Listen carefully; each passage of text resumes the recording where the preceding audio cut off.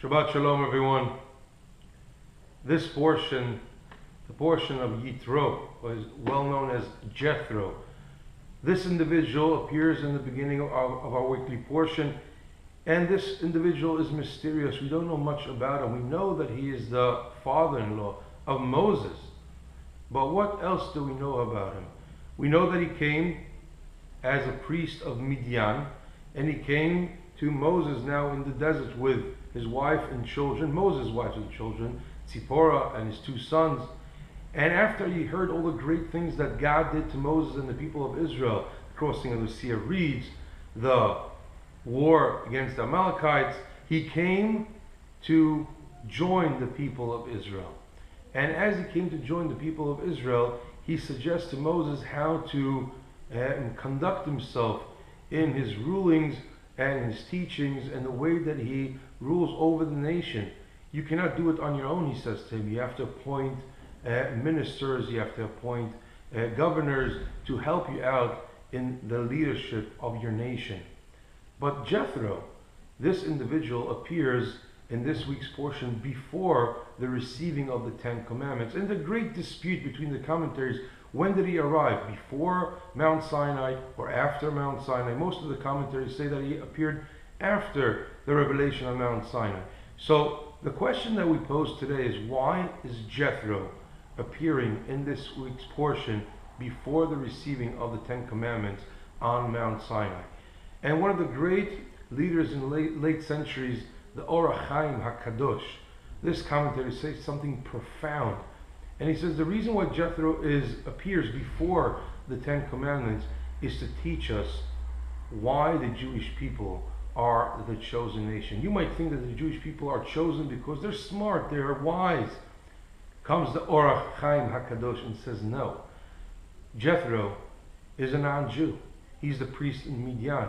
And he can teach the Jewish people a thing or two of how to conduct their nation and how to rule over their nation, even though he's not a Jew per se, but he has wisdom and he has knowledge, and he can also contribute to tell the Jewish people they need some humility.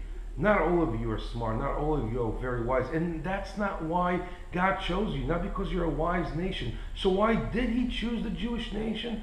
And here's the great remark of the Or HaChaim HaKadosh, for two reasons. A, because he wanted to give you mercy. And second of all, because he loved your forefathers.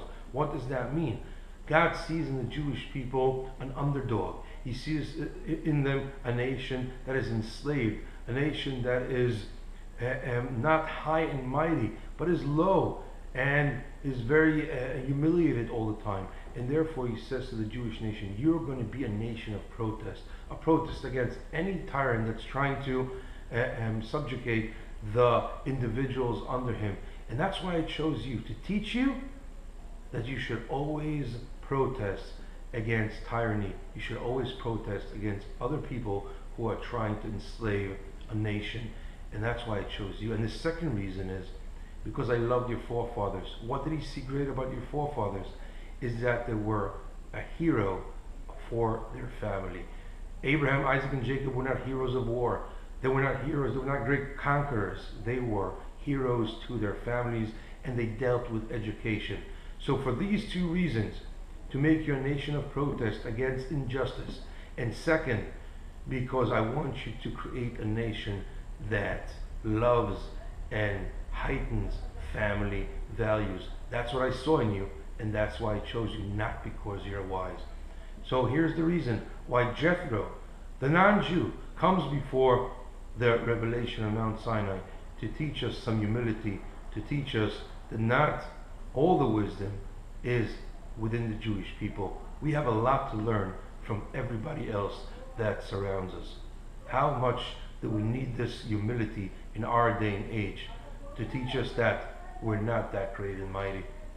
Shabbat Shalom to everyone, and have a great Shabbat.